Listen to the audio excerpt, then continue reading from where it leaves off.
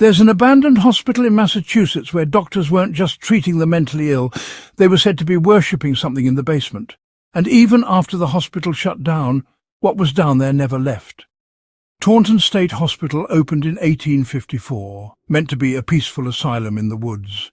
But over the decades, patients began dying at an unusual rate. Whistleblowers claimed staff took patients into the basement, and they never came back the same. Former employees described secret passageways beneath the hospital, with rooms not listed on blueprints. According to local legend, a group of staff members formed a secret cult, performing dark rituals on patients they deemed too far gone. Some claimed these staff weren't trying to cure insanity, they were feeding it. One of the most notorious patients? Jane Taunton, a serial killer nurse who confessed to 31 murders. She was committed here in 1902 and was often seen smiling at empty corners of her cell. When parts of the hospital were demolished in the early 2000s, contractors found rooms underground filled with rusted medical restraints, surgical tools, and disturbing carvings on the walls. Some were so deep underground they weren't accessible by any known staircase. Paranormal investigators later entered one of the sealed basements and reported blacked-out sections of their camera footage, despite fully charged batteries.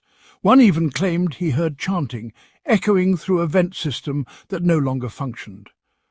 More chilling?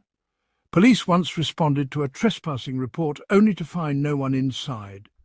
Yet doors were open, lights flickered on without electricity, and claw marks were fresh on a steel gurney. The site is now heavily restricted and parts have been sealed with reinforced concrete. But urban explorers say there are still ways in, and those who enter describe immediate nausea, headaches, and the feeling of being watched. Some believe the rituals done in the basement opened something, and that Taunton wasn't just a hospital, it was a container. And now that it's broken open, what it held may have been released. Locals still report lights flickering in windows at night even though there's no power, and strange symbols have been seen reappearing in the dirt near the old foundation. So if Taunton is truly abandoned, why does it still feel alive? And what were they really doing down there?